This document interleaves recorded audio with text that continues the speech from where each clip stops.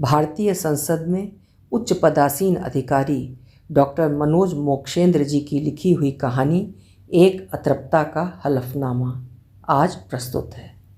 समकालीन कथाकारों में डॉक्टर मनोज मोक्षेंद्र जी एक जाना माना और प्रमुख नाम हैं। आज सुनिए उनकी लिखी कहानी मेरी ज़ुबानी। मैं हूँ सीमा सिंह। मैं 40 साल की एक हाउसवाइफ हूँ।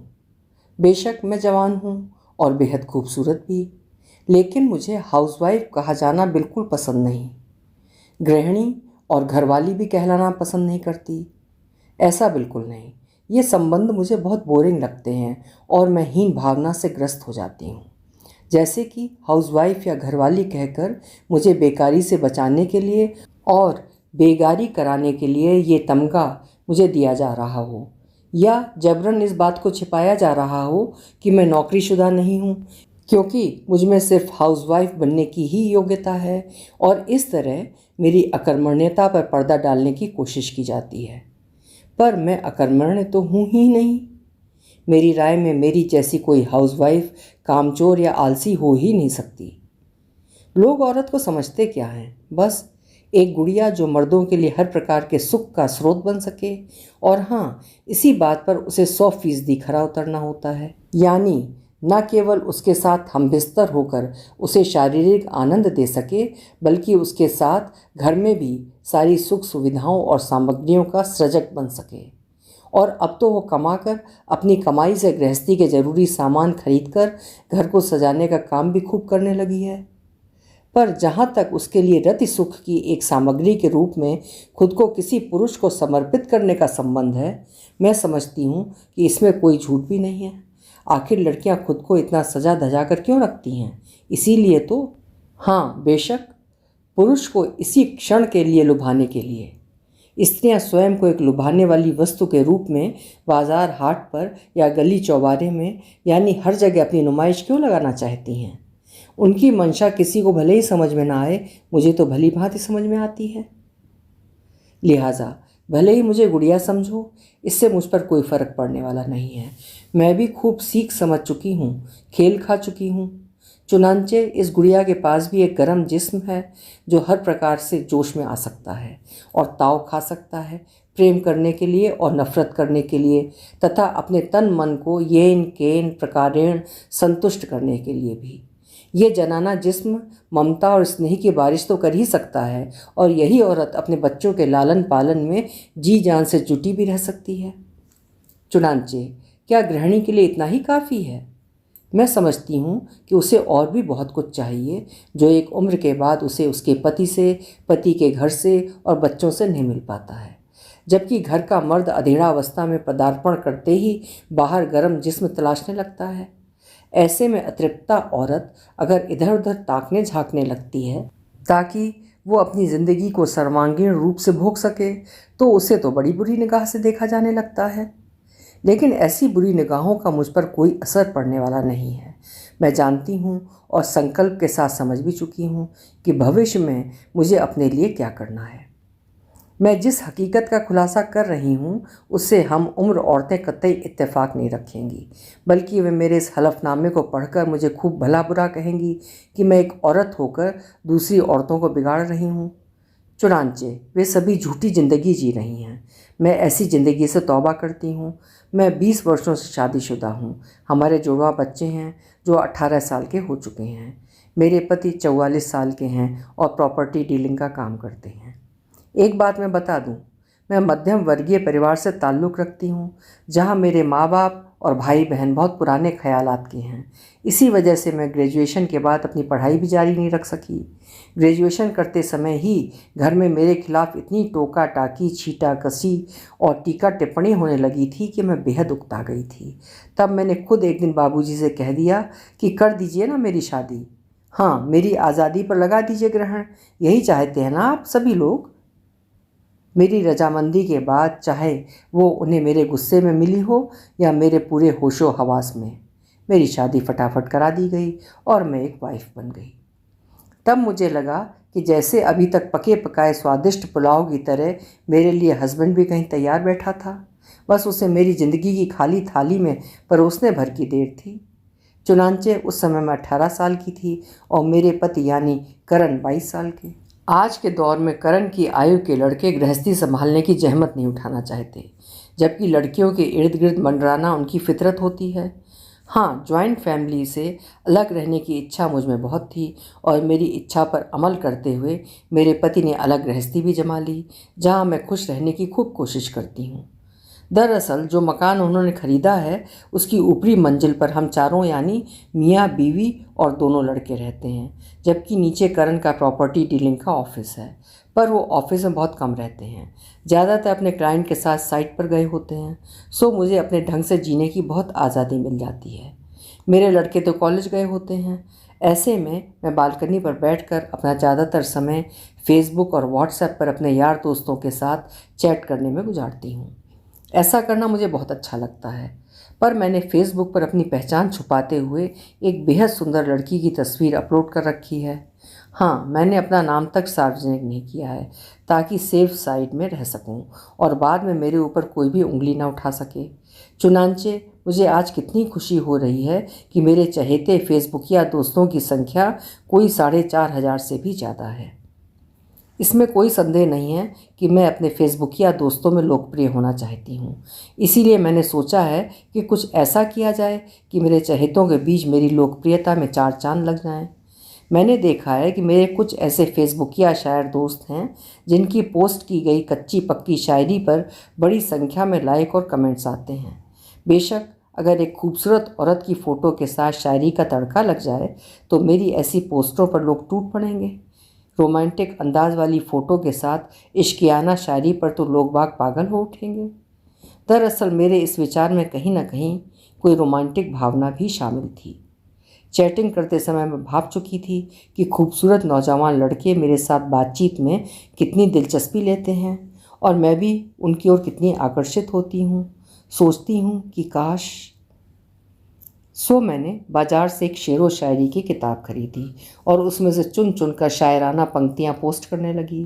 पर मैं साथ में इंटरनेट से ब्राउज़ करके लड़कियों की रोमांटिक अंदाज वाली एडिट की हुई अर्धनग्न मॉडल टाइप फ़ोटो अपलोड करना कभी नहीं चूकती।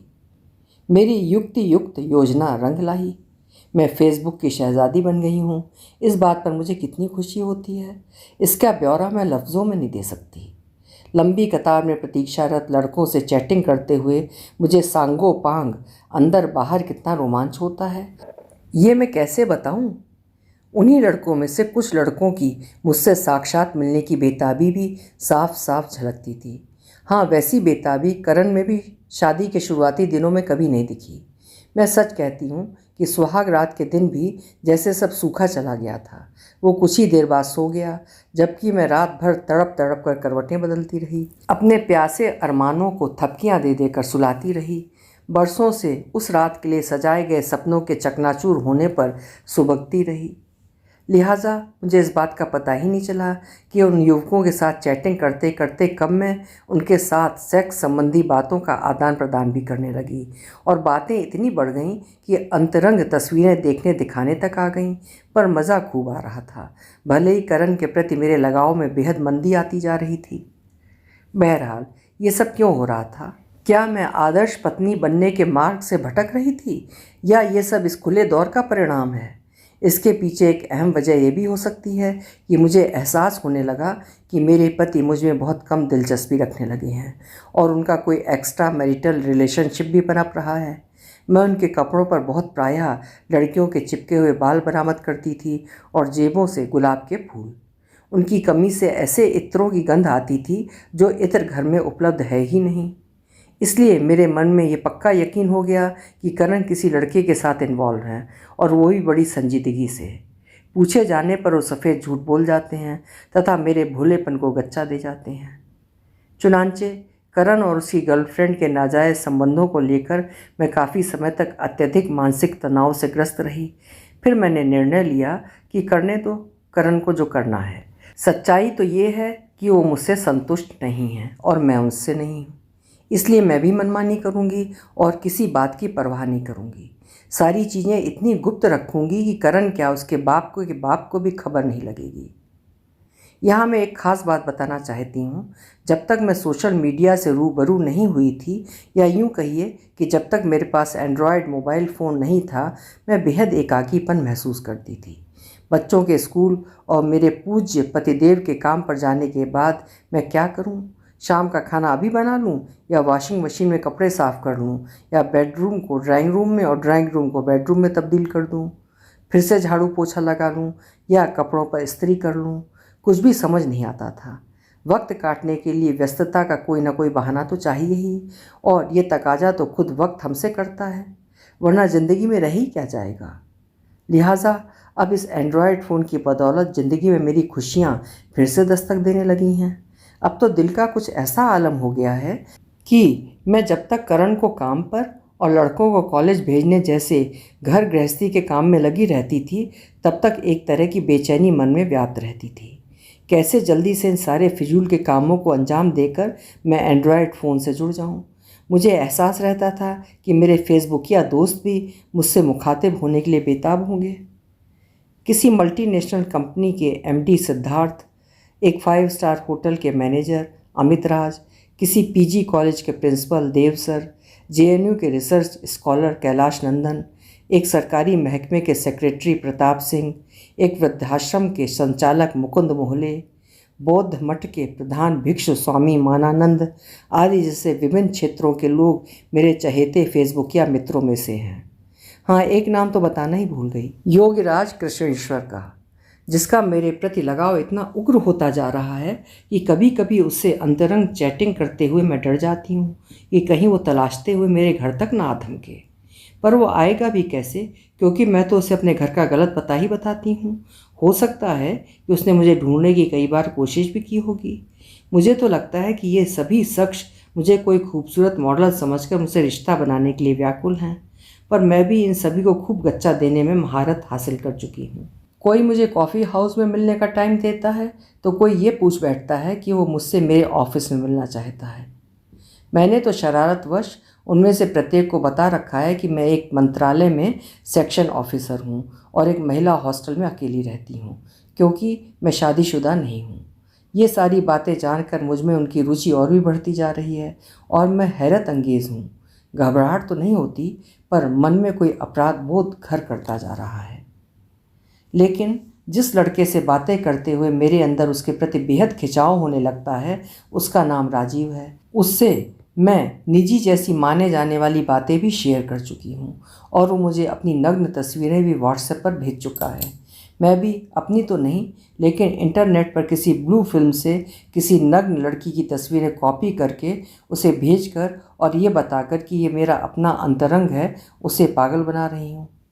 आलम तो ऐसा हो चुका है कि वो मुझसे शादी करने के लिए बेताब है और कहता है कि वो मुझसे मिलते ही मुझे सरेआम आलिंगन में लेकर बेपनाह मोहब्बत करेगा। वो ये भी कबूल कर चुका है कि वो तलाकशुदा है और अपनी पत्नी के किसी अन्य पुरुष के साथ चक्कर होने के कारण उसे छोड़ चुका है। मैं हैरान हूँ कि वो कहता है कि वो मुझसे चाणक्य होटल के सामने फलाने तारीख को सायंकाल मिलना चाहता है। सच बताऊँ, मुझे तो लगता है कि वो मुझसे झूठ कतई नहीं बोलता है। वो सचमुच तलाकशुदा है और मेरे प्रति उसका गर्मा गर्म प्यार 24 कैरेट सोने की तरह सच्चा है। जब मैंने उससे कहा कि वो उसके साथ सब कुछ करने को तैयार है लेकिन शादी नहीं, तो वो इसके लिए भी राजी है। कहता है कि वो भी आजीवन शादी नहीं करेगा, पर मुझे अपनी बीवी की तरह प्यार करेगा। मैं सोचती हूँ कि इसमें बुरा भी क्या है। मैं ये रिश्ता कायम कर लेती हूँ और उससे अपने शादीशुदा गृहस्थ जीवन के बारे में किसी भी बात का खुलासा कभी नहीं करूँगी।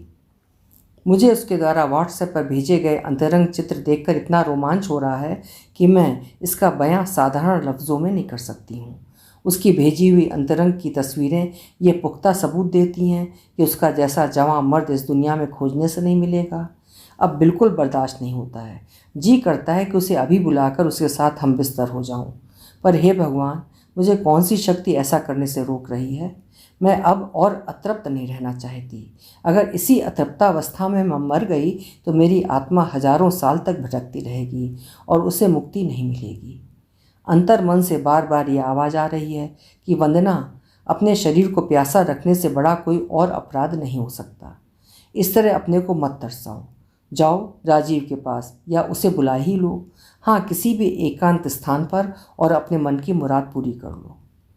सच बताऊं, मैं उसके लिए पागल हो गई हूँ। बता नहीं सकती कि उसकी चाह में मैं करण और बच्चों से भी कितनी नफरत करने लगी हूँ। मेरा बस चले तो इन तीनों को साइनाइड खिलाकर सारे बंधनों से मुक्त हो जाऊँ और राजीव के जिस्म में समा जाऊँ, पर इतने गट्स मुझ में नहीं हैं। बेहतर होगा कि अपने इस दो तरफे रिश्ते को ही कायम रखूँ और ज़िंदगी के लुत्फ़ उठाती रहूँ, इधर भी और उधर भी। अगली सुबह घर के थकाऊ कामकाज से फारिग होने के बाद एक निश्चय के साथ इंटरनेट पर चैटिंग पर बैठ गई। मैंने चैटिंग के लिए इंतज़ार कर रहे सिद्धार्थ, अमित राज, देव सर, कैलाश नंदन, प्रताप सिंह, मुकुंद मोहले और स्वामी मानानंद को एक सिरे से खारिज करते हुए राजीव के साथ चैटिंग से चिपक गई। वो बेशक मेरे बिना बहुत उदास लग रहा था। उसने कहा कि अगर मैंने आज उससे मुलाकात नहीं की तो वो कुछ ऐसा कर बैठेगा जिससे उसको आजीवन मलाल रहेगा। मैं सहम गई, कहीं राजीव खुदकुशी करने की बात तो नहीं कर रहा है। मैंने आनन फानन में लिख दिया कि इंडिया गेट के पास मस्जिद के पीछे मैं 3 बजे तक तुमसे मिलने आ रही हूँ, क्योंकि मैं भी अब तुम्हारा वियोग सहन नहीं कर पा रही हूँ। सारे सामाजिक बंधनों को तोड़कर और धार्मिक वर्जनाओं को दरकिनार करके मैं तुम्हारे साथ अपनी सभी मुरादें पूरी करने आ रही हूँ। उस वक्त दोपहर के 2:30 बजने वाले थे।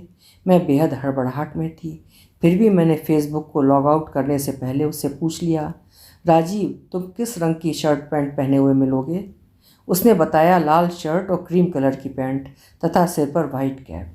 और हाँ, इस पहली मुलाकात को यादगार बनाने के लिए मेरे हाथ में एक गुलदस्ता भी होगा। मैंने भी उसे बताया कि मैं टी शर्ट और जीन्स पैंट में हूँ। तब मैंने धड़ाधड़ सीढ़ी से नीचे उतरकर दरवाजे पर ताला लगाया और सड़क पर आते ही एक 3 व्हीलर को आवाज़ दी, मुझे तत्काल इंडिया गेट ले चलो।